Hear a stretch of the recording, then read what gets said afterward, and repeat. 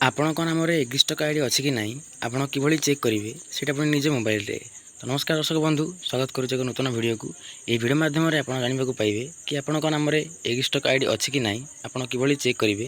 ଯଦି ବି ନଥାଏ ଆପଣ ଆଇଡିକୁ କେମିତି କ୍ରିଏଟ୍ କରିବେ, ସମ୍ପୂର୍ଣ୍ଣ ବିବରଣୀ ବା ସମ୍ପୂର୍ଣ୍ଣ ତଥ୍ୟ ଆପଣ ଏହି ଭିଡ଼ିଓ ମାଧ୍ୟମରେ ପାଇପାରିବେ। ଭିଡ଼ିଓକୁ ଆରମ୍ଭ କରିବା ପୂର୍ବରୁ ଯଦି ଆପଣ ମୋ ଚ୍ୟାନେଲକୁ ନୂଆ ଆସିଛନ୍ତି ତେବେ ମୋ ଚ୍ୟାନେଲକୁ ସବସ୍କ୍ରାଇବ୍ କରି ପାଖରେ ଥିବା ବେଲ୍ ଆଇକନ୍କୁ ଅଲ୍ କରିଦିଅନ୍ତୁ।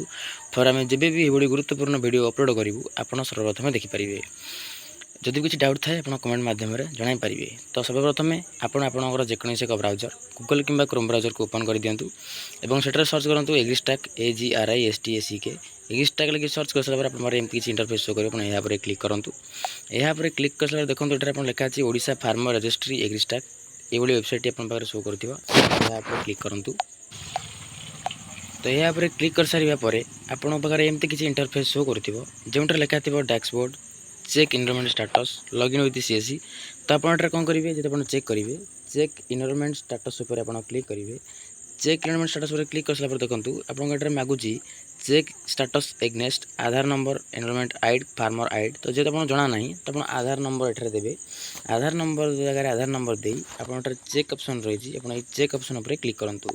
ତ ଚେକ୍ ଅପସନ୍ ଉପରେ କ୍ଲିକ୍ କରିସାରିବା ପରେ ଦେଖନ୍ତୁ ଏଠାରେ ଆପଣ ଆଧାର ନମ୍ବର, ଆପଣଙ୍କ ନାଁ, ଆପଣଙ୍କ ଏନରୋଲମେଣ୍ଟ ଡେଟ୍, ଫାର୍ମର ଆଇଡି ଏଠାରେ ଯେମିତି ୟାଙ୍କର ଅଛି। ତ ଏଠାରେ ଲେଖୁଛି ରେଜିଷ୍ଟର୍ଡ ଆକ୍ଟିଭ୍ ଅଛି, ଆପ୍ରୁଭାଲ୍ ଷ୍ଟାଟସ୍ ଆପ୍ରୁଭ୍ଡ ଅଛି, ଆପ୍ରୁଭ୍ ଡେଟ୍ ଥିବ ଏବଂ ଯଦି ରିଜେକ୍ଟ ଥାଏ ତ ଏଠାରେ ରିଜେକ୍ଟରେ ଲେଖାଥିବ ରିମାର୍କରେ କ'ଣ ପାଇଁ ରିଜେକ୍ଟ ହୋଇଛି। ଯେତେ ଆପଣଙ୍କର ଆପ୍ରୁଭ୍ ଅଛି ସେଟା ଆମର ଆପ୍ରୁଭ୍ ଲେଖିଛି। ଯେଉଁମାନଙ୍କର ଆପ୍ରୁଭ୍ ହୋଇନଥିବ ବା ଆପ୍ଲାଏ ରେଜିଷ୍ଟ୍ରେସନ୍ ହୋଇନଥିବ ସେମାନଙ୍କର ଦେଖନ୍ତୁ ଏମିତି ଆଧାର ନମ୍ବର ଶୋ କରୁଥିବ ଏବଂ ଏଠାରେ ଲେଖାଥିବ ନଟ୍ ରେଜିଷ୍ଟର୍ଡ। ତ ଯେଉଁମାନଙ୍କର ରେଜିଷ୍ଟ୍ରେସନ୍ ଅଛି ଏଠାରେ ଲେଖାଯାଇଥିବ କ'ଣ ନା ରେଜିଷ୍ଟର୍ଡ ଆଣ୍ଡ ଆପ୍ରୁଭାଲ୍ ଷ୍ଟାଟସ୍ରେ ଆପ୍ରୁଭ୍ଡ ଏବଂ ଯେଉଁମାନଙ୍କର ନଥିବ ଲେଖୁଥିବ ନଟ୍ ରେଜିଷ୍ଟର୍ଡ। ତ ଏହା ଥିଲା ଆପଣ କିଭଳି ଷ୍ଟାଟସ୍ ଚେକ୍ କରିବେ। ଏବେ ଆସନ୍ତୁ ଜାଣିବା ଆପଣ କିଭଳି ରେଜିଷ୍ଟ୍ରେସନ୍ କରିବେ ଏବଂ କେଉଁଠି କରିବେ। ଯଦି ଆପଣ ରେଜିଷ୍ଟ୍ରେସନ୍ କରିନାହାନ୍ତି ଆପଣଙ୍କର ନଟ୍ ରେଜିଷ୍ଟର୍ଡ ଲେଖୁଛି ତ ଆପଣ ନିକଟସ୍ଥ CSE ସେଣ୍ଟର ବା କମନ୍ ସର୍ଭିସ୍ ସେଣ୍ଟରକୁ ଯାଇ ମଧ୍ୟ କରାଇପାରିବେ। ଯଦି ବି କିଛି ଅସୁବିଧା ଥାଏ ତ ଆପଣ ନିଜର କୃଷି ଅଫିସକୁ ଯାଇ ଆପଣ ରେଜିଷ୍ଟ୍ରେସନ୍ କରିପାରିବେ। ରେଜିଷ୍ଟ୍ରେସନ୍ ପାଇଁ ଡକୁମେଣ୍ଟ ଗୁଡ଼ିକ ହେଉଛି ଆପଣଙ୍କର ଆଧାର କାର୍ଡ଼ ଏବଂ ଆଧାର କାର୍ଡ଼ରେ ଯେ ମୋବାଇଲ୍ ନମ୍ବର ଲିଙ୍କ୍ ଅଛି ସେଟାକୁ OTP ଯିବ, ତ ସେଇଟା ମଧ୍ୟ ବାଧ୍ୟତାମୂଳକ। ଏବଂ ନିଜ ନାଁରେ ଆପଣଙ୍କର ଯେଉଁ ଜମିଟି ଅଛି ସେ ଜମିର ପଟ୍ଟା ବା ଭୁଲେକ୍ ବା ନେଟ୍ ପଟ୍ଟା ଆପଣଙ୍କୁ RR କପି ନେବା ପାଇଁ ପଡ଼ିବ।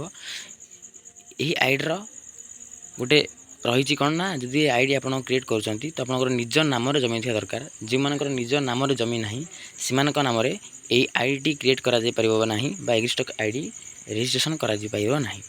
ତ ଆଶା କରୁଛି ଏହି ଭିଡ଼ିଓ ମାଧ୍ୟମରେ ଆପଣ ସମ୍ପୂର୍ଣ୍ଣ ବିବରଣୀ ବା ସମ୍ପୂର୍ଣ୍ଣ ତଥ୍ୟ ଜାଣିସାରିଥିବେ। ଯଦି ଭିଡ଼ିଓଟି ଆପଣଙ୍କୁ ଭଲ ଲାଗିଥାଏ ଭିଡ଼ିଓକୁ ଲାଇକ୍ କରନ୍ତୁ। ଯଦି କିଛି ଡାଉଟ୍ ଥାଏ କମେଣ୍ଟ ମାଧ୍ୟମରେ ଜଣାଇପାରିବେ। ଦେଖା ହେବା ନୂତନ ଭିଡ଼ିଓରେ, ସେଥିପାଇଁ ବିଦାୟ ଦିଅନ୍ତୁ। ରହୁଛୁ, ନମସ୍କାର, ଜୟ ଜଗନ୍ନାଥ।